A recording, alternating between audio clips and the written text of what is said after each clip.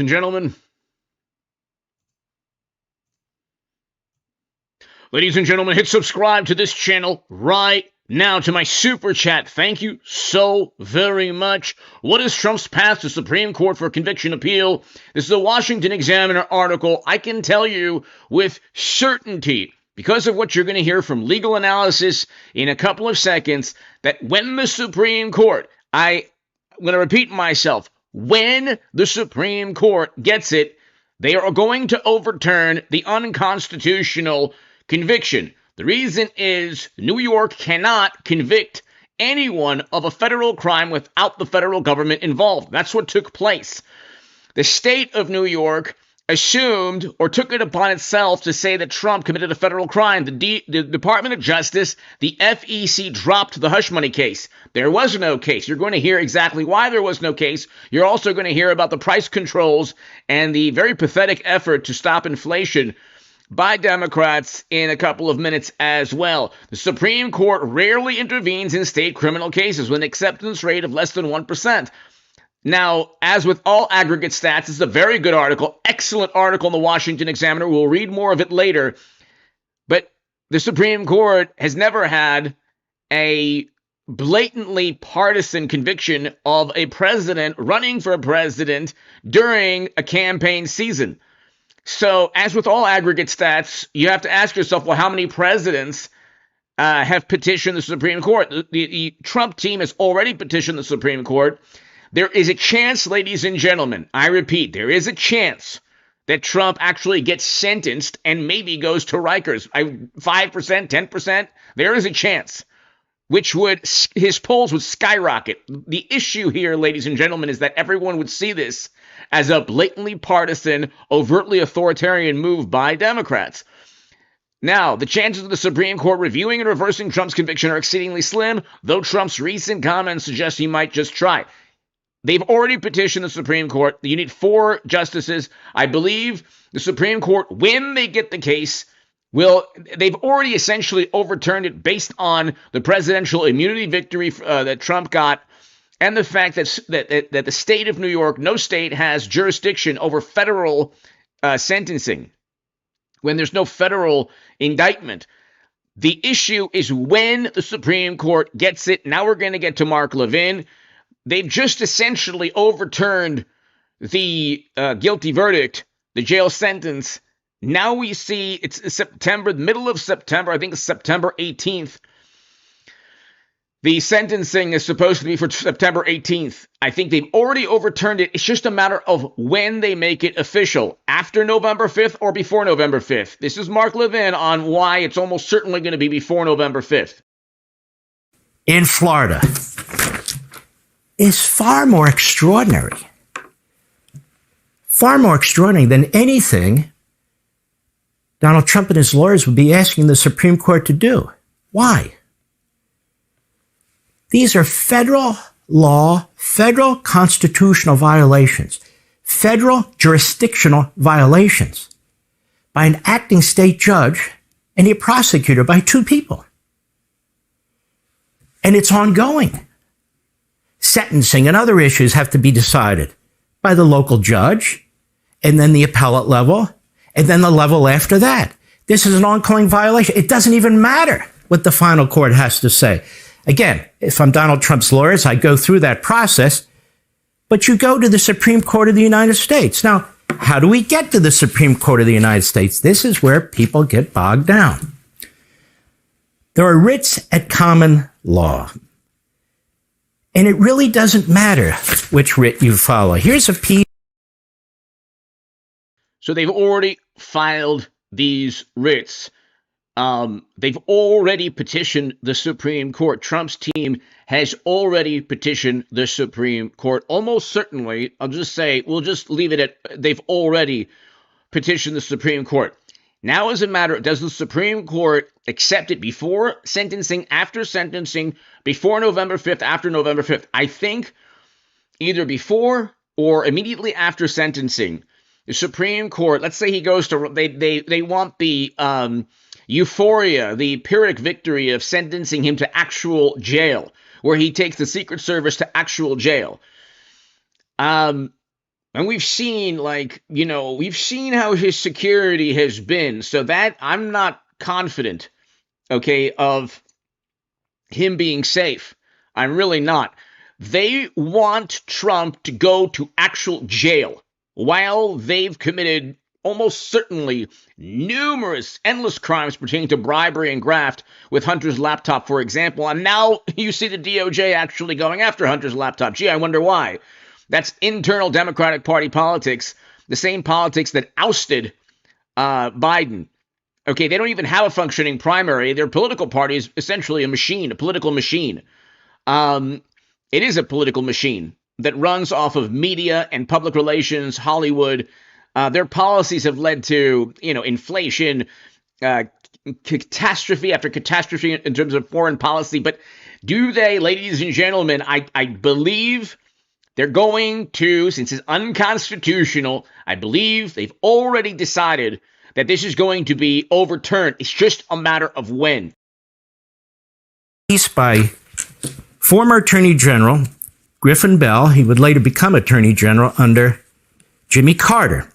In the Southern Methodist University Law School Law Review, the federal appellate courts and all writs. And it discusses what these common law writs are. Now, it discusses it in the context of a specific statute, the All Writs Act, that was passed as part of the original Judiciary Act in 1789. Not to get into the weeds, we're smart, we can follow this. The peremptory common law writs are among the most potent weapons in the judicial arsenal. These common law writs are used. They're rare, but they're used more and more within the federal chain of courts. In 2024, it may not be enough. What does he say here? Well, the basis for general judicial supervision over inferior courts, inferior federal courts, through extraordinary or peremptory writs can be found in early common law. The All Writs Act is a direct descendant of the Judiciary Act of 1789, other than the Supreme Court, which is created by the Constitution. Everything else is created by Congress. By the way, you are going to see calls to abolish the Supreme Court by Democrats. These are the same people who talk about norms and traditions. You've already seen calls to impeach Supreme Court justices. This has been a concerted effort to intimidate the Supreme Court. It's not going to work. They are going to be livid pertaining to the Supreme Court overturning the state conviction. The state conviction was an absolute partisan farce. It was misdemeanors elevated to felonies because of an imaginary federal crime that literally the federal government dropped. They do not have jurisdiction to decide on federal criminal statutes. That's why there's state indictments and federal indictments. It's unconstitutional. Almost certainly, I would say it's 100%. Trump's team has already petitioned the Supreme Court. So they probably utilized exactly what Mark Levin is saying right now.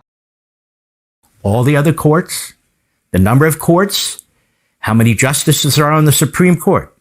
It granted federal courts the power to issue extraordinary writs in aid of their respective jurisdictions. And while it is clear that the All Writs Act authorizes the issuance of the traditional common law writs of mandamus and prohibitions, the phrase all writs also encompasses common law certiorari, injunctions, subpoenas. Don't worry about all that. What that really means is there's many ways of characterizing this direct appeal to the Supreme Court and relaying the facts and relaying what's taken place under the law to the court. And it says here, ladies and gentlemen,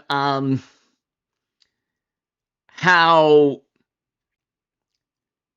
as long as Trump's legal team raised these issues, which they did, then there's a good chance. So this is the article in the Washington Examiner.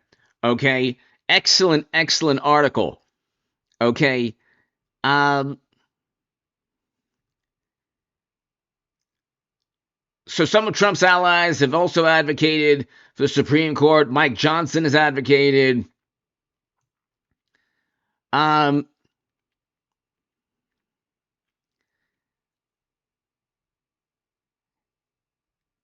And so they talk about, okay, there's one, should know this paragraph. There's one paragraph here that said, as long as he raised these issues, which it says that his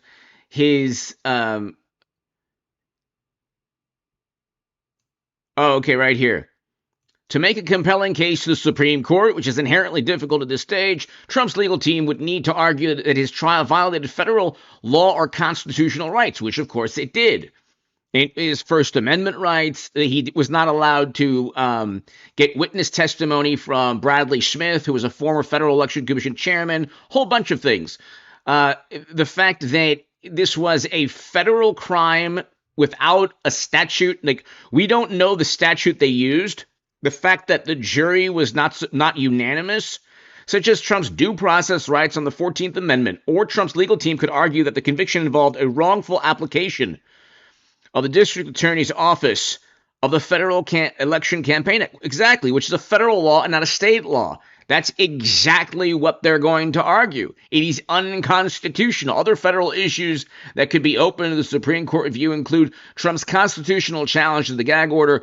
That's also the First Amendment issue. You can't stop Trump from speaking while allowing Michael Cohen and Stormy and everybody else. These arguments must have been explicitly raised during the initial trial to be considered by the Supreme Court, and Trump attorney Todd Blanche appeared to do so on multiple occasions. So they're on it. Does that mean he's not going to spend a day or a moment in jail? There's a 5% chance that he does. And guess what? That his poll numbers will skyrocket just like they did every other time Democrats tried to stop him. You know, we've seen what's taken place the past couple of months. We'll leave it at that. In fact, you can use multiple requests for writs. It says choosing the correct writ to obtain the desired relief is no longer necessary in the federal courts. Different writs may be sought alternatively or cumulatively. The choice is now unimportant. The subtle distinctions among the various writs have no effect on their relative usefulness as vehicles for interlocutory review. We're not seeking interlocutory review at the federal level, but in effect we are of the state court's activities. Hello, before you finish on the state side, we have some big questions that the Supreme Court needs to answer. The jurisdictional prerequisite for application of the All Writs Act is simply that the writ be necessary appropriate in aid of the jurisdiction of the issuing court. The Supreme Court in Labai versus Howes-Letper Company explained the power of the courts of appeals under the Act. Quote, the question of naked power has long been settled by this court. Since the Court of Appeals could at some stage of the proceedings entertain appeals in these cases. So convictions and decisions are made all the time on jurisdiction not being appropriate. You know, the specific court, the Supreme Court will say, well, it's not our decision to make at this moment. In this case, it was never the state of New York's decision to convict Trump on a federal crime. They didn't have the jurisdiction to do that. The FEC is a federal organization. It's not a state. It's not run by the state of New York or any state. It's run by the federal government. The Department of Justice would have had to indict Trump. It did not.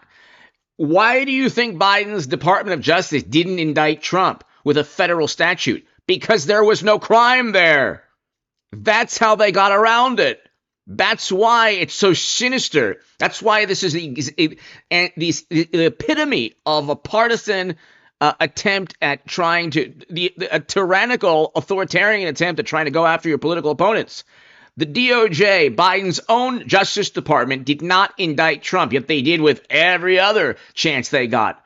They didn't because there wasn't a federal crime, and they knew that initially a state conviction would be very difficult to overturn, even if it utilized in an unconstitutional manner a federal statute.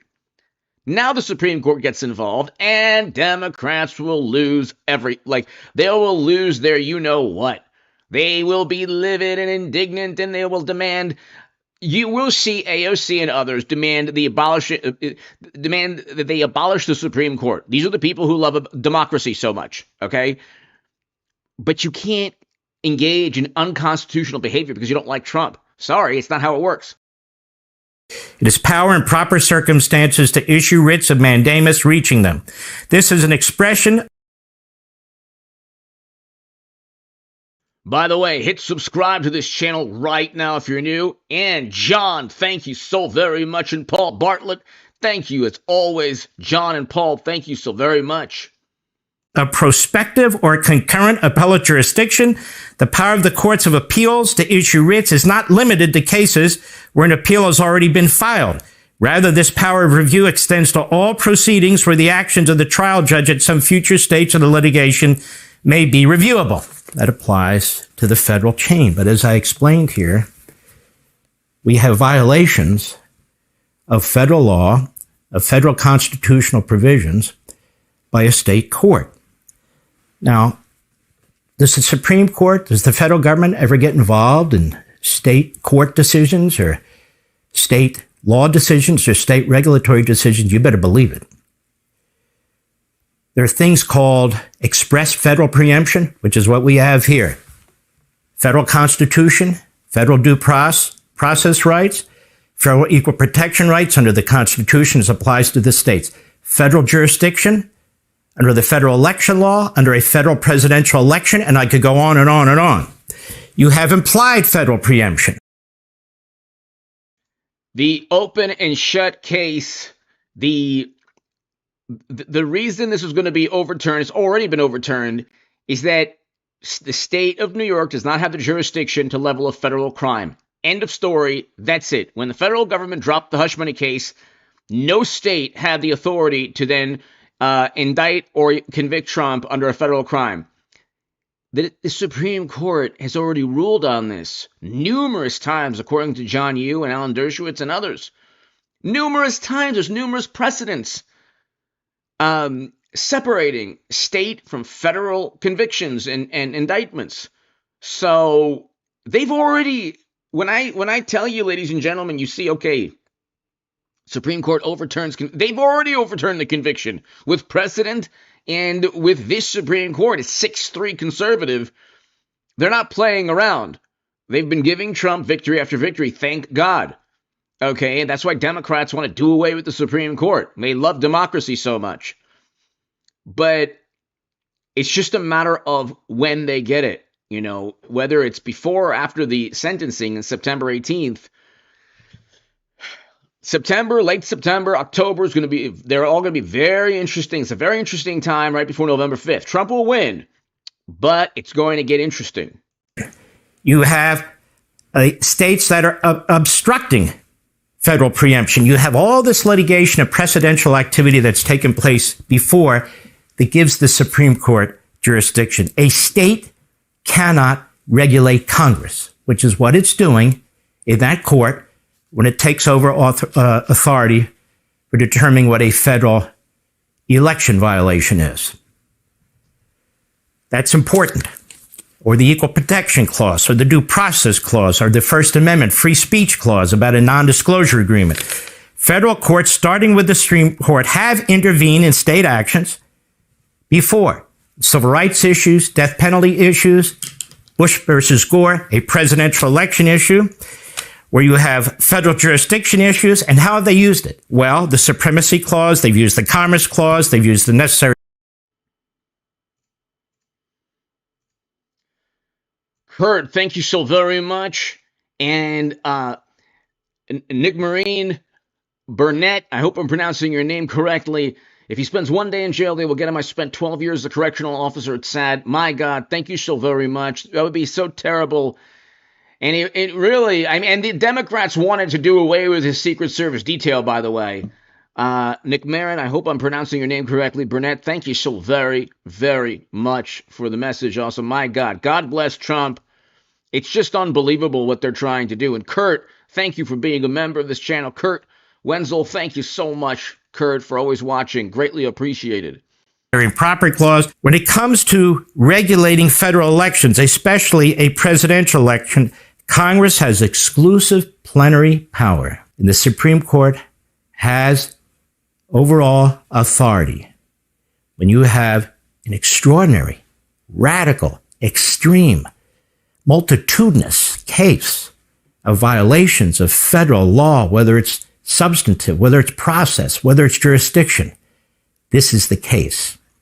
Me, as I said first out of the gate, I'd file common law writs. I'd file a writ of prohibition that restrains a body exercising public power from exceeding its powers or usurping jurisdiction, which it does not have. It seems like this. You could file a writ of mandamus, ordering a lower court, in this case the state courts, to stay their actions while the court considers it. It might go with a writ of certiorari, arguing that there is a statutory basis for it. It doesn't matter. You've got to take it to the door of the Supreme Court. They will decide whether to take it or not. And if they don't, shame on them. Because if there was ever a basis for what we call... I believe they will. There's no way they're going to allow Democrats to imprison a direct political rival. I mean, everybody on the planet knows what's going on. You see media, CNN, MSNBC, the Washington Post, New York Times, Atlantic, they're all, oh, this professor says this. These professors are liberal Democrats at Harvard or Yale or whatever. They're desperate to try. They think Trump is the greatest criminal who ever lived only because Trump defeated the Democratic Party.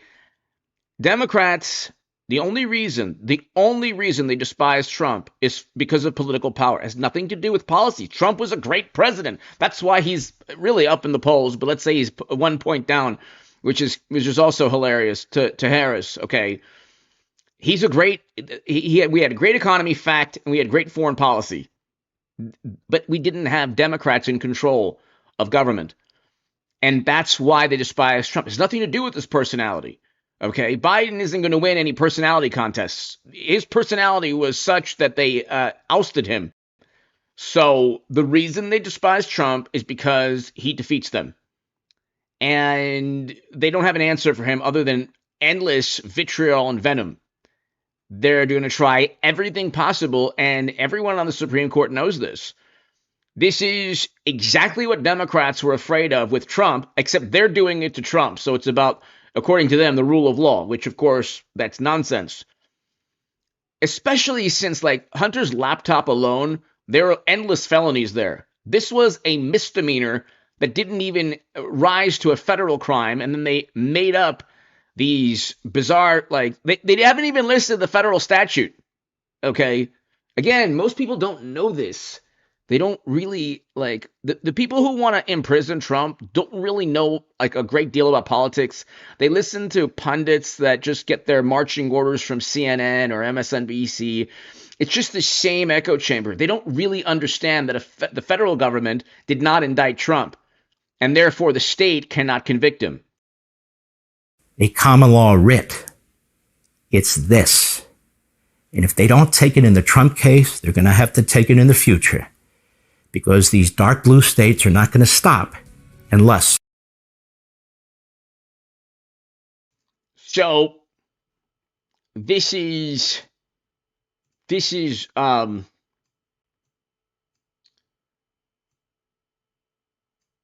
Bradley Smith, ladies and gentlemen, explaining there is no case. There is no federal crime. Manslaughter.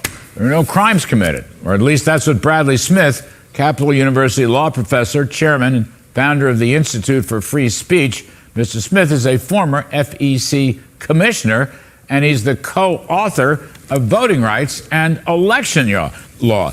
Brad, you're writing in the Wall Street Journal. We've been trying to get our paws on you for the show. Thank you for coming on. You're saying there was no crime. My pleasure. There was no crime to start with. Even if there were some issues on the so-called filing of business papers, there was still no crime. Right. I've had a bit more time. I had the commercial break to look at the indictment a bit more. And it looks like the last couple pages of the indictment do intend to say that the crime was not disclosing campaign contributions, although they never cite a specific government statute. But here's the problem here. The prosecutor They never cite a specific statute. Okay, so therefore, if you never cite a specific statute, and they still haven't cited a statute, where's the specific legal statute? Not the Campaign Finance Act, the actual statute within the act. They haven't listed one. There's a reason for that. It's blatantly unconstitutional. Here's theory goes like this. Federal law says it's a campaign contribution to make an expenditure for the purpose of influencing a federal election. Those are the key words, for the purpose of influencing. And he says, well, these payments were intended to keep her quiet, which would help the campaign, so they were for the purpose of influencing the campaign. Now, first, these payments could have been made for other reasons, right? To prevent embarrassment to his family, to preserve marital harmony, all kinds of things. But none of that really matters, because the standard here for the purpose of influencing is not a subjective standard. It's an objective one. So if I go out and I want to pay for TV ads that say, Donald Trump is a ding-dong daddy from Dumas Bay, because I think that's really going to help him win re-election, it doesn't matter. Legally, that will not be for the purpose of influencing an election, no matter what my own subjective purpose was, right? It's subjective. So what counts as campaign expenditures? Things like, you don't hire a campaign manager unless you're running for office. Right. You don't take out ads saying vote for me unless you're running for office. You don't hire or establish field offices unless you're running for office. But other things you do. For example, you buy clothes whether you're running for office or not. So the fact that I'm running for office and I say, I've got to look good, and I go out and I buy a $6,000 suit that I would never otherwise buy, doesn't make it a campaign expenditure. It doesn't count. Same if I say I need a $600 haircut. Or to take a more perhaps relevant example, suppose I'm a business owner and I say I'm going to run for office, and I go to my corporate lawyer and I say, there's some lawsuits against our corporation. I think they're bogus, but let's get rid of them so they don't interfere with my run. Just settle those lawsuits. You can't settle those with campaign funds. It's not a campaign expense, even though that person's subjective purpose was to influence the campaign. By the way, so that's a very important part of the law. I know. I was very impressed with the $6,000 suit. That must have been a custom, bespoke suit. In your op-ed piece, it was $4,000. But I know we've had an inflation problem in the last couple of weeks. But your point here, I'm just having some fun. But your point here, Brad, if I understand it, is that you buy a suit, you get a nice haircut, whatever. You're doing it directly. Anything that you would do, whether or not you were with a campaign, like if you were going to get a haircut, you get a haircut with or without a presidential campaign. You would pay Stormy or anyone else with or without a presidential campaign. Okay? When Trump, let's say he denies it, let's say he did have a romantic relationship one night with Stormy. Paying Stormy would have happened whether he ran for president in 2016 or whether he was just, doing business like as usual with casinos and real estate and The Apprentice, whatever. One of the people who testified in the trial that the prosecution utilized stated that this was the National Enquirer person. He helped many celebrities pay hush money. It's legal. It is legal. They're not running for president. So paying Stormy, even with dollar bills, would not have been a campaign finance issue because he would have paid Stormy. Anyone would have, without having run for president or, without a campaign for the presidency. You don't need to run for president to pay Stormy. That's the point. It's an expenditure that would have taken place with or without running for president. That's the point. For the campaign. Is that correct? That's the point you're making. But if you want to defend... Well, the point is, yeah. If you want to defend yourself, your honor, keep it away from your wife, that kind of thing... which, by the way, is unproven. I mean, Stormy Daniels keeps telling people she didn't have an affair. Nobody wants to listen to her, but that's perhaps grist for another segment. But if that does not qualify because it's not directly for the campaign. Is that right? Is that my correct interpretation? It actually goes for that. Even though you bought that suit because you were running for office, and want it to look good, it's still not a campaign expenditure. Why? Because you buy clothes. You buy clothes whether you're running for office or not, right? And so anything that people might do, even if they're not running for office, doesn't count. So people pay money. For example, they pay divorce attorneys to try to seal up their divorce records so that those don't become an embarrassment of the campaign. Right. Their purpose may be to influence the campaign, but it's an expenditure that somebody who wasn't running for office might also make. The only things that count are things that come directly out of the fact that you're campaigning. And the flip side of this is that it's actually illegal to convert your campaign funds then to personal use. So it's actually illegal to use your campaign funds to buy that suit. It's illegal to use your campaign funds to pay a lawyer to seal your divorce records because you think that will help your campaign. And this is the real problem you have here. Not only is there, I think, not a campaign finance violation, this underlying alleged violation, but it's a situation where they're going to get Trump coming or going, because I think, knowing Bragg, and you've set the political stage very well, had Trump paid for this with campaign funds, I think we can feel pretty certain that he would be being charged today with having illegally converted his campaign funds to personal use. In other words, they were going to get him coming or going. If he pays for it with campaign funds, they were going to say it was illegal personal use. If he doesn't pay this money with campaign funds, which was the reality, now they say, oh, well, he should have used campaign funds. And that's, the antithesis of the rule of law, where you set up a system where no matter what course of action a person takes, they're going to be held in violation of the law. Well, I mean, but how does that get up to the Federal Election Commission, which has already turned this case down? And here's why, essentially, the Supreme Court has already overturned this case. It's just a matter of when. The day you hear that the Supreme Court has officially taken up this case, it's game over. And that's why Democrats have been disparaging the Supreme Court. It's the one institution in the United States of America that isn't influenced by Hollywood, public relations, overwhelming media support for the Democratic Party. They don't care, and they're conservative. So it's the one thing protecting Trump, because everything that's happening to him has been unconstitutional. There's nothing about the rule of law pertaining to what they're doing to Trump. It's all partisan, kind of sinister partisan activity. Once. Right. Well, this raises yet another question. Can, of course, a state prosecutor prosecute an alleged, quote, federal crime that the Federal Election Commission and the Department of Justice have already decided not to prosecute? We might think about it this way. Imagine if New York just passed a law saying it is a violation of the New York Penal Code to violate any federal law.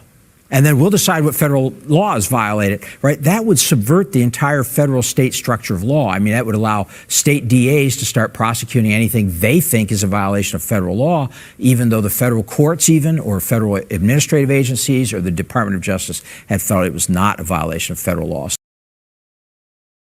Let's listen to that again, ladies and gentlemen. With having illegally converted his campaign funds to personal use. In other words, they were going to get him coming or going. If he pays for it with campaign funds, they were going to say it was illegal personal use. If he doesn't pay this money with campaign funds, which was the reality, now they say, oh, well, he should have used campaign funds. And that's, the antithesis of the rule of law, where you set up a system where no matter what course of action a person takes, they're going to be held in violation of the law. Well, I mean, but how does that get up to the Federal Election Commission, which has already turned this case down once? Right. Well, this raises yet another question. Can, of course, a state prosecutor prosecute an alleged, quote, federal crime that the Federal Election Commission and the Department of Justice have already decided not to prosecute? We might think about it this way. Imagine if New York just passed a law saying it is a violation of the New York Penal Code to violate any federal law.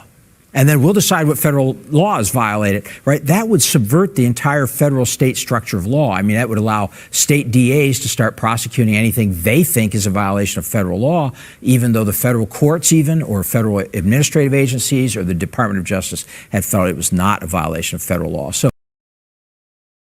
if Joe Biden or Hunter Biden did business in, I don't know, Texas, Louisiana, Arkansas, Florida, could you imagine if a DA linked directly to DeSantis indicted Hunter or indicted Hillary Clinton? Oh, my God. It would be the end of the world. It would be the end of the world. And for a federal crime that they just decided was a federal crime, where the federal government didn't actually indict Hunter or Hillary or Biden or anybody, and they just said, oh, by the way, they did business here, and there was some state misdemeanor, but you know what? It was actually linked to a federal crime that the federal government didn't inform the world of. We're just going to indict and convict. Sorry, it's the rule of law. Could you imagine all the same Harvard and Yale professors, law professors, who are desperately trying to imprison Trump forever on an imaginary federal statute? There's literally no statute that he broke, okay, on a federal statute that he broke. The state statute was a misdemeanor. It doesn't... In New York and other blue cities, you could do infinitely worse and not even get a jail sentence. But this was a misdemeanor. But anyway, could you imagine if a red city prosecutor indicted a Democrat under an imaginary federal crime? You would never hear the end of totalitarian, authoritarian, but when they do it, it's about the rule of law, democracy. So it's really getting into sort of wacky legal theories, but also I think very dangerous theories. Again, if we think about the rule of law, I don't think this can be emphasized enough that if Trump had paid for these with campaign funds, which the DA says he had to have done, I think they'd probably be chasing him today for illegal conversion of campaign funds to pay this personal expense. We don't know that Trump paid anything to anybody. As a matter of fact, I'm just saying. That's another thing. We don't know if he paid Michael Cohen for anything related to Stormy. There's literally no evidence other than Michael Cohen's word and he's lied repeatedly. So, I mean, you had so many holes in the case. It is such a weak and flimsy. It barely made this case from a legal perspective should have already been overturned. And any objective legal scholar will tell you that. But most Americans don't know the difference between a Federal Election Commission statute and a misdemeanor in New York. They don't care. We're worried. Everybody's worried about inflation and interest rates and a terrible economy and terrible foreign policy. Everyone's just, if people who don't like Trump will say he's a criminal, and that's it. They're not interested in whether it's unconstitutional or not. They just want to hear that Trump is a criminal. That's it. Because they've heard that Democrats have committed crimes for years and years and years. They want everything morally relative. So the people who despise Trump really don't understand the politics behind all of this. And I'm not saying that they're not intelligent, but they just don't care. They look at a headline at the Atlantic or New York Times or Washington Post, MSNBC, CNN, whatever, and they say, okay, it's true. And they don't actually, it's subjective. And by the way, the jury, one of the things they asked the jury is, well, where do you get your information from? Oh, CNN and the New York Times? Oh, that's objective news. It's like the jury selection process viewed reading the New York Times as an objective, apolitical exercise. Okay, that should tell you something. There's a lot of speculation. We don't know this.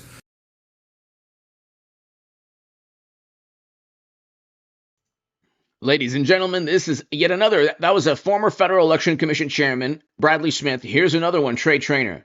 And the Missouri Attorney General, who's awesome, Andrew Bailey. DA says he will not appear on Capitol Hill today as House Republicans hold a hearing on former President Trump's New York trial. Bragg citing scheduling conflicts. He is set to testify, though, on July 12th, just one day after Trump's sentencing. Federal Election Commissioner Trey Traynor and Missouri Attorney General Andrew Bailey set to testify today at today's hearing, and they join me now. Trey, you notice I emphasize the election in your title. I guess we're finally set to hear from somebody who actually understands how election law works. Juan Merchan cannot silence you. What are the top points, Trey, you're going to try and drive home today? Well, the most important point is that Judge Merchan completely obliterated what's been longstanding federal election law with the jury charge that he gave, asking the jury whether Donald Trump had willfully contributed to a campaign. And the legal standard has long been knowing and willful standard, so he's completely upended that standard. And it's one of those things where the Department of Justice should have intervened early in this case and protected the jurisdiction of the federal government to enforce federal campaign finance law. They didn't. It's the federal government's job to enforce federal election campaign finance laws. It is not the state of New York's job. It is unconstitutional. Okay, there is a separation between state and the federal government in terms of indicting somebody or convicting somebody. Protect the jurisdiction of the Federal Election Commission, and it's completely perplexing why they didn't do that. There's long-standing Supreme Court precedent that says that they should have. And it's just how law works. People always fight over jurisdiction. They never give that up. And in this case, it was ceded so easily. Andrew, Democrats, of course, are going to try and flip the script, calling today's hearing playing politics. And they're going to make this point, Andrew, A.G. Bailey. They merely follow the facts and the law up there in New York City. How will you cut the legs out from under that argument? Well, they bent the law to meet the facts in a specious legal charge. There's an unseemly amount. By the way, it was the Clinton campaign and the Democratic National Committee that actually paid campaign finance. They actually broke campaign finance laws and with the Steele dossier. That's why they were fined by the FEC. It wasn't Trump. So it's like Trump always gets it for the crimes of Democrats. Unbelievable. Of prosecutorial misconduct. And at the end of the day, what that does is it injects both statutory and constitutional violations into the process from the charging document onto the jury deliberations. And so this is a legally errant conviction. It's not a legally valid conviction. And that emphasizes the illicit nature of the witch hunt prosecution. And it's important that the American people understand that the goal here was never to convict President Trump of a crime. It was always to remove him from the campaign trail. Now, this is a presidential candidate that has a right to speak and that we as a people have a right to access. This has done immeasurable damage to our democratic republic, and we've got to hold wrongdoers accountable. Let's focus on this Matthew Colangelo, Alvin Bragg dichotomy here at A.G. Bailey, because the number 3 star the criminal justice system against Biden's political opponents. Trey, quick final word to you. If we don't stop this lawfare right now in its tracks, can our century-old justice system survive? No, it can't. And we have a big threat to the First Amendment and whether or not candidates can actually run for office in any state, because we'll have turned loose all the prosecutors across the country, whether they be state or local prosecutors, to go after individual candidates for perceived violations of campaign finance law. Thank you for what you're about to do on Capitol Hill today. So it's already overturned. It's just a matter of when they get like I said, look, there is like a 5% chance that he steps foot in Rikers Island. There's like a 5 to 10% chance that he actually goes into a jail cell. That's how sinister and how vile and how partisan and how totalitarian the forces that he's up against. We'll just leave it at that. But 95% chance he's going to win on November 5th. Let's just say 6th, 7th, 8th, and 9th. The way our presidential contests have run nowadays. Anyway, instead of addressing inflation, Harris now wants to control price controls, which, of course, is reminiscent of central planning in the Soviet Union. Doesn't work. There's no economist smart enough to control the price of goods and services. That's a fact. There isn't an economist in the world, nor has there ever been one smart or intelligent or wise enough to actually control the price of a good or services, goods or services on a grand scale. Okay, on a grand scale. But anyway, let's continue. This is a little bit more. We'll switch focus to the economy, but rest assured, it's overturned already. It's just a matter of when the Supreme Court gets to it. September is going to be a very great month. October, amazing. And November, one of the most historic, amazing, beautiful months in American history. Kamala Harris's economic policies are either, one, carbon copies of President Trump's are just god-awful. And the even sadder news is that her ideas are about to spread through the Democrat Party like wildfire. It's really not at the grocery store level. This is at the corporate level. They've been making record profits. We've never seen the kind of profits in corporate America the last couple of years. And when they're doing that, they're bragging about increasing prices. So my point is that we should give the federal government the power to investigate. There's no corporation bragging about increasing prices. Furthermore, after Democrats pushed to shut down economic activity, the price of goods and services, many goods and services, went up. There were labor shortages, and there were shortages in material and goods and services. So they completely destroyed for momentarily the supply and demand chart of every company when they shut down economic activity. Then they pumped trillions into the economy.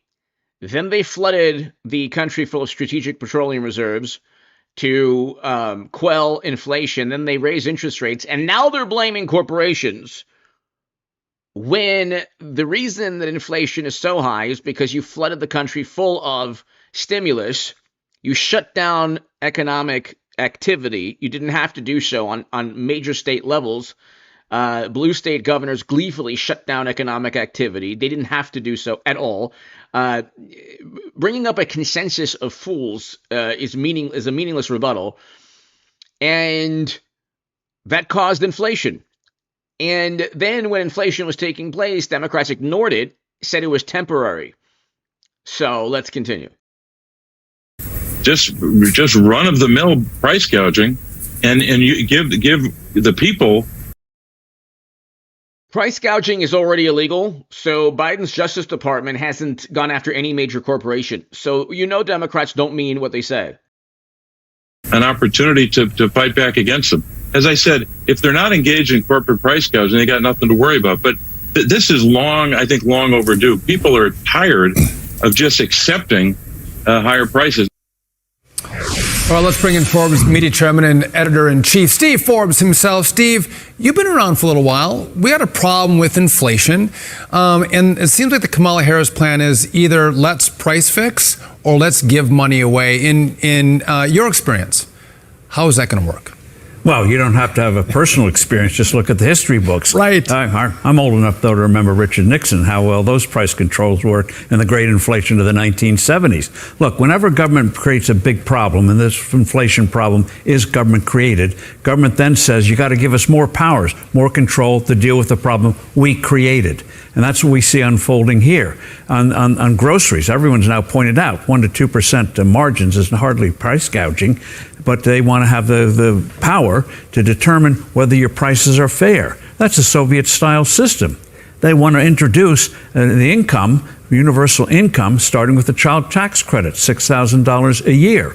And so you look at housing. The idea that government's going to help housing, God help us, we'll all be living in caves. Look what they did with EV chargers. $7 billion. How many have been built? About 8. Half of them don't work. So now they're going to solve the housing problem. I want to live in a house, not on the sidewalk. Yeah, the billions set aside for broadband to rural America, there hadn't been one shovel stuck in the ground because of that. We had And that's an opportunity. Unspent money, let's return it to the taxpayer. Oh, I can't do that. But you have to explain why on planet Earth would she go out, and even Senator Bob Casey, who's running for re-election, why would they act like that this is a good idea? Who would?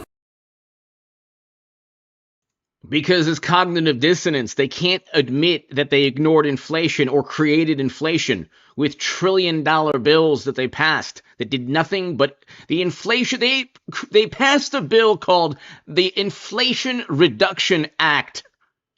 Inflation just went up. These are the policy wonks. These are the people so into policy, man. And their policies stink. That's why Trump is doing so well. That's why he's going to win. It's been an unmitigated disaster with Democrats. The only good thing for Democrats is that they're in control. They don't care. See, if we had 9% inflation at one point with Trump, like we did with Biden, if we had all these problems around the world with Trump, if we had record highs in credit card debt, if we actually had a recession with Trump, which is what we had in 2022, media would be unbelievable, the cascade of venom and vitriol, but when they're in control, it's a different story. And so it's almost like a tax.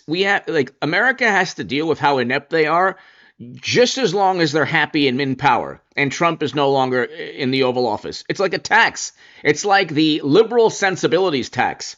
As long as the wonderful, morally superior liberal Democrats are happy and everyone else has record highs in credit card debt and inflation through the roof and interest rates through the roof and U.S. foreign policy and national security, being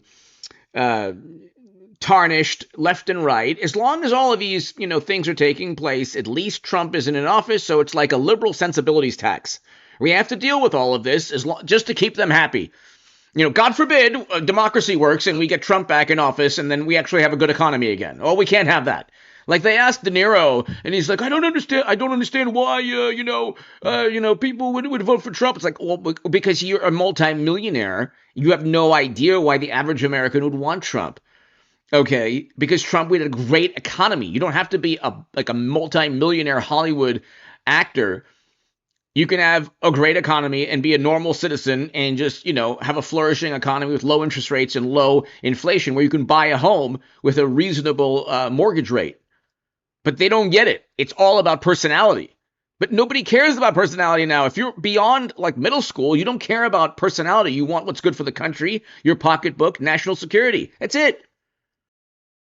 Put her up to price controls of all things, knowing that they are a failure. Is she so intoxicated with her own awesomeness that she thinks she can sell food shortages and bare grocery store shelves to the American people? Because that's what happens. Well, I'm going to go to a new form of publishing, ration books, because that's what this would lead to. And they know, price controls, they know people are upset by rising prices. So they say, we'll lower them by government fiat. And they make it sound like if you just say it, sign an executive order, it's done. So they can lower the nominal prices, but as they said in the Soviet Union, it's free, but you can't get any. It's basic economics, supply and demand. If you lower the price artificially, you force a corporation to lower the price, well, then what happens? Then they have to lay off employees or they just go bankrupt. Because if they're not making the profit, okay, the reason that inflation is up and they accuse corporations of price gouging, which is really stupid, is that the cost of goods, material, has all gone up. The cost of energy everything has gone up because you destroyed the normal supply and demand chain 4 years ago. See, we're going to have, unfortunately, a major stock market bubble. Okay. Bursting. It's going to be an economic downturn, almost certainly in October or maybe late September. This was started 4 years ago when blue state governors shut down economic activity. And everyone in blue states, gleeful, oh, yeah, we can't work, we can't go outside. It's like, well, okay, now you've just destroyed the economy for a generation. Congratulations.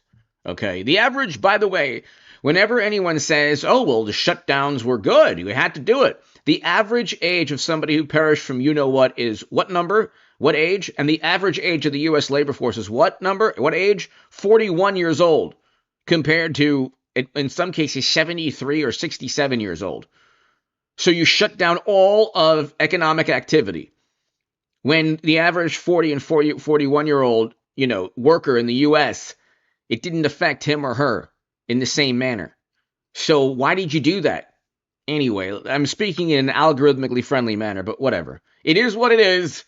We'll have Trump back. God willing, Trump will be victorious. There's really nothing stopping Trump. Unfortunately, we're going to have a terrible stock market bubble crash burst, but let's continue. You know, Steve, it's very simple. We've talked about this a lot on the bottom line. Basic supply and demand. You have this administration that has targeted farmers and ranchers. You look at the Central Valley of California, it is a breadbasket. A lot of farmers are there, and they're shutting off the water. So the farms are going out of business. They're attacking ranchers. Well, if you attack our food supply, prices are going to go up. And so the answer is get rid of your bad policy. Let farmers and ranchers grow. As President Trump said yesterday, get rid of the barriers to building houses. Yes. Why does a development in Texas take a few weeks to get underway and years in California? And on water in California, talk about agriculture there. Half of the rainfall, average annual rainfall, is flushed out into the Pacific Ocean. Flushed out, either for environmental reasons, crazy ones, or they just can't build reservoirs. So it's not a water shortage, it's government shortage. But to put an exclamation point on this, they believe that profits are evil, and they're going to decide what a company or a small business gets to earn. And this is the path. She is further left, way further left than what we've seen in the last 3.5 years. Yeah, this is cronyism. They decide who gets money and who doesn't. And by the way, they'll have to put profit in the endangered species by the time they get through. And where are you going to get the investment to get this new technology, to get the new housing, get the infrastructure? It doesn't grow on trees. It comes from people creating resources. If you don't have an environment where people can create resources, government money printing ain't going to do it. Paul, thank you again. Thank you so much. So they can't just simply say, oh, we created inflation. They have to say it's the evil corporations. And as they beg them for money, by the way, for corporate donations. But anyway, let's continue. Trying to get inflation under control. Back then, of course, it wasn't nearly the problem it is now. It would later get to be a huge problem. But the government can't control what basic human nature allows, for good or ill. Prices move of their own accord, and you can't clamp them down or have the government force the issue. You can for a little while, but that was a failing effort. And now, of course, it's being brought up again. Kamala Harris is very keen on doing that. John Taffer, the bar rescue host, on whether that would work. John, what do you think? Well, you know, Neil, I've been thinking a lot about it. Think of a shrimp. The fisherman needs to keep his costs the same. His gas can't go up. His maintenance can't go up. Then the processing plant, their prices can't go up. Then the distributor's price can't go up. Then the company that retails it can't go up. Then when a restaurant gets it, his prices can't go up. If anything loses control along the way, the guys on the back end of the chain lose money. And this is what we've seen last time. You know, we saw landlords not rent apartments because they would lose money on it. So unless you freeze every single cost of every business in the country, you cannot cap some of them. And of course, Neil, if you were to do that, then our free market economy is gone. And that is socialism. And entrepreneurship disappears. My ability to innovate and create profits and add value to my customers so I can increase prices. Make my service better so I can increase prices. Create better work environments so I can attract better employees. I can't do any of those things anymore once this is put into place. It freezes us where we are, and I believe it stops any type of growth that we could ever have. You know, Neil, I take a look at the last year. Red Lobster filed bankruptcy. Rubio's in California filed bankruptcy. A company called Miracle Restaurant Group with 25 Arby's, fast food, they filed bankruptcy. Another company with 17 Popeyes filed bankruptcy. Tijuana Flats filed bankruptcy. Quiznos had 4,700 restaurants. They're down to 300 restaurants. These are the economic conditions that we're living in now. And rather than capping it, how about stimulating it? How about creating an environment where entrepreneurs can be entrepreneurs, where innovative marketing programs and promotional programs and product development can take place that'll pull us out of where we are? The policies proposed are the exact opposite of that, Neil. And if I can just add one more point, even Walgreens is projected closing 2,700 stores, Neil, in the next couple of years. What happens to those local communities when they lose drugstores, when they lose restaurants, when they lose those jobs? This is far-reaching. It isn't about the businesses to me. It's about the families. It's about the people that are impacted by the loss of jobs and the loss of growth. It's a scary premise, Neil. So, yeah, this man is brilliant, and it is about the families. And imagine the stock market's overvalued. So what do you think is going to take place there? What do you think is going to take place in the stock market in the next couple of months?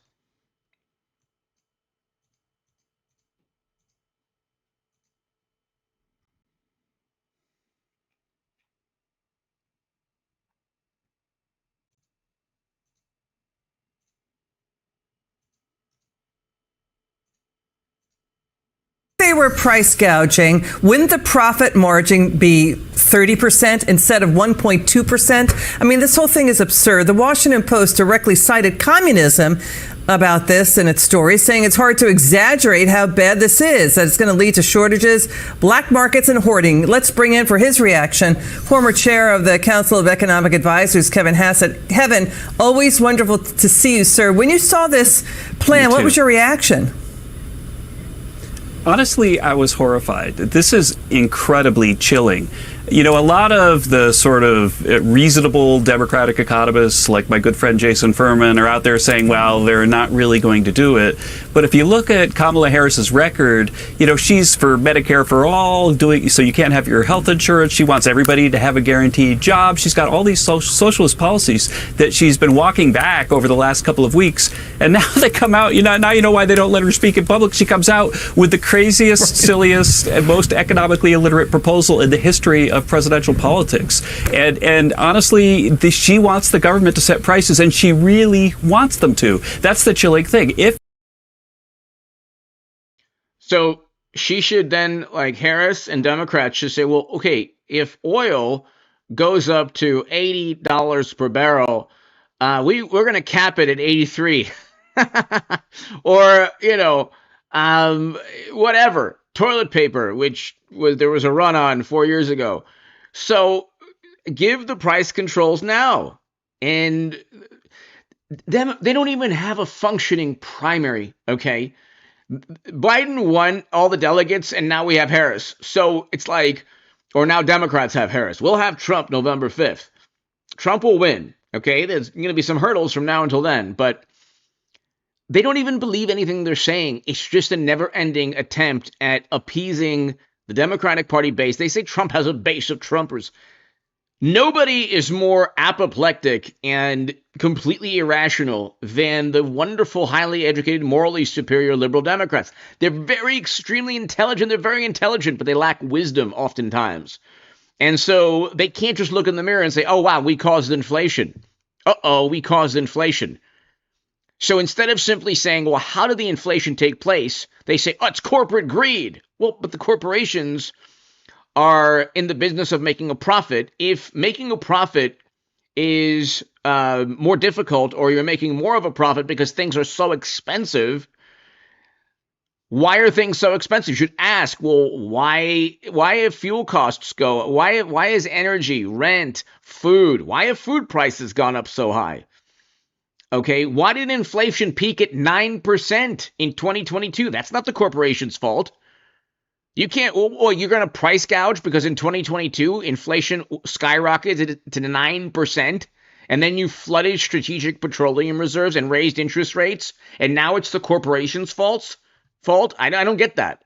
If she becomes president, this is going to be policy. You're going to go to the grocery store and it won't be there, or if it is there, the shelves will be empty. That's what happens when the government sets prices. I actually wrote a chapter in the economic report of the president, or my staff did, when I was in the White House, that showed that when the government starts setting food prices, then that's when people start having famines and stuff, because the people who produce food can't afford to do so because the government pays them less than the cost. It's just terrible. I mean, it's being called remarkably absurdly idiotic, breathtakingly idiotic.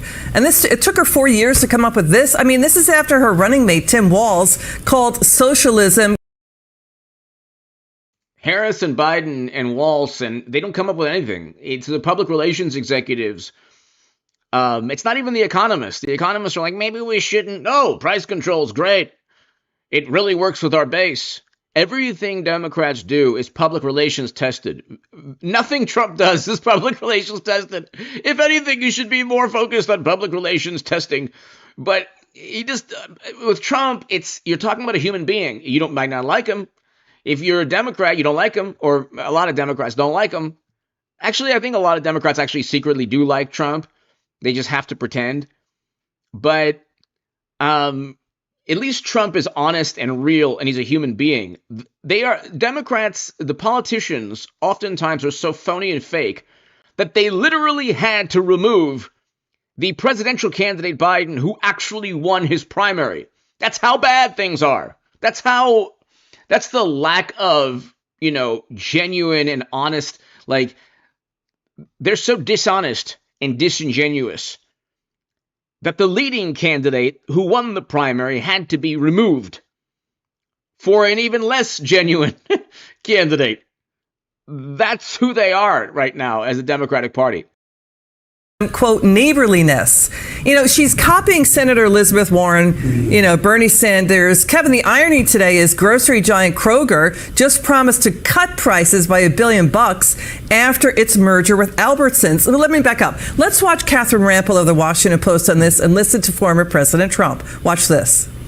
What that would mean, which basically says, it's not going to be markets, it's not going to be supply and demand that's determining how much your grocery store charges you for milk or for eggs. It's going to be some bureaucrat in D.C., which seems like totally unworkable, first of all, for the FTC to be deciding how much Kroger charges for eggs in Michigan.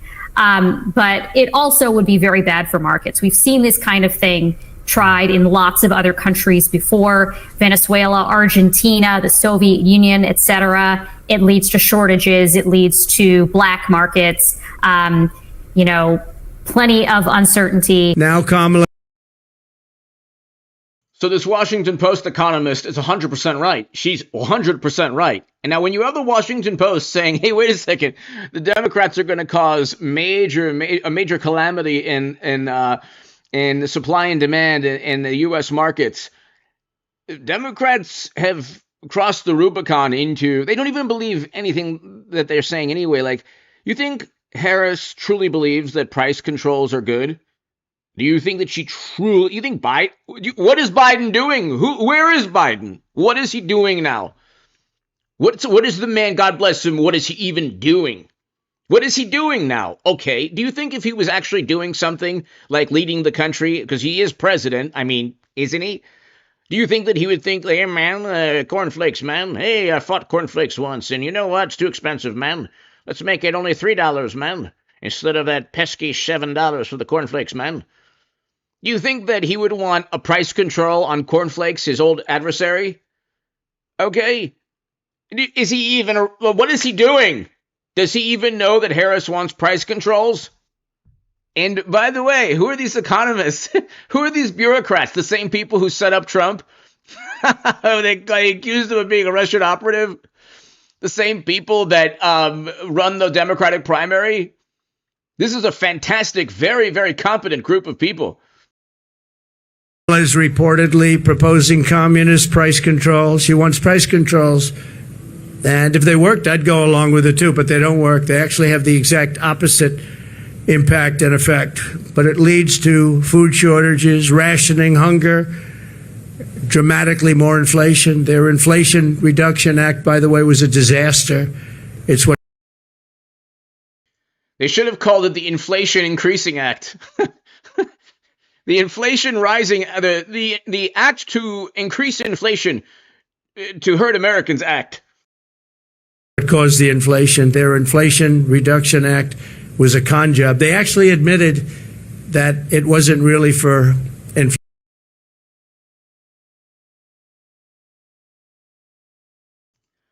Larry Whitaker, what is your nutshell journey from supporting communists like Bernie to all in on Trump capitalism? It was capitalism. I number one, the main reason I supported Bernie Sanders was I didn't want never-ending military conflict and counterinsurgency conflicts. I don't want Americans to be sent never-ending military conflict. Larry, great question. With Trump, you have an anti-war, anti-endless military conflict president. He's not going to send Americans to, anywhere in the world because a memo from Central Intelligence or the wonderful intelligence agencies who are fantastic and wonderful and awesome. So he's not going to just simply listen to the typical Washington bureaucracy. I thought Bernie Sanders was like that. I also was, indoctrinated with left-leaning ideology for my whole life. And I didn't realize that Trump actually is the person that I always wanted. I wanted somebody who would address a very corrupt political establishment. I thought it would be Bernie Sanders, but I didn't realize that it was actually Trump. Then we had a great economy. We had record low poverty, record highs in household median income. We had the Doha agreement that brought Americans home that Biden completely botched. He moved the embassy to Jerusalem. He did a lot of things that first president to step foot in North Korea. He was engaged in the world Trump in a way that Democrats are not. He worked for peace. Trump is all about great economy and peace on the foreign, in terms of foreign policy. Love that. See, I was indoctrinated. And I thought that Bernie Sanders was like that, and he is not really like that at all. He's the antithesis of that. If anything, Bernie Sanders is a very establishment person. It's Trump that actually is the punk rock politician. Larry, thank you so very much. I hope I gave some insight into my, evolution. Inflation that they did it. Yeah, it was for climate change. Price fixing is already illegal. Kevin, what's next? Price control? Also, they cheated Bernie Sanders, and he said absolutely nothing. Yeah, he said absolutely nothing. And they cheated Biden, by the way, also. He hasn't said anything. But Trump would fight for his voters and himself. Trump has a spine. A lot of people like Bernie Sanders must be a nice person, nice human being, but didn't do anything when he was completely railroaded by Democrats. Controls on car insurance, baby food, pet food. Oh, sure. I mean, all are up double digits under Biden and Harris. Right. Well, the fact is that Harris's proposal is modeled after a proposal by Elizabeth Warren that's so open-ended that the government could basically set the price for everything. And so if you think that this is just, something that's going to take the far left people and make sure that they're... So, ladies and gentlemen, we had record low poverty with Trump. If you're on the far left, you should love Trump. You should absolutely love Donald Trump. He was the best thing for the working class that the left claims to care about. Democrats have been the absolute worst thing for the working class. Okay. Poverty was at an all-time low with Trump, and we had low inflation and low interest rates. And we have real wages up. Wages have not, up until recently, have not increased fast enough to keep up with inflation in Biden's America. I guess it's Harris's America now. But anyway, hit subscribe. The Supreme Court will overturn the corruption conviction or the state conviction in New York. It's completely unconstitutional. To my super chat, Paul and everyone here, thank you so very, very, very much. God bless you all. I'll see you all tomorrow, everybody.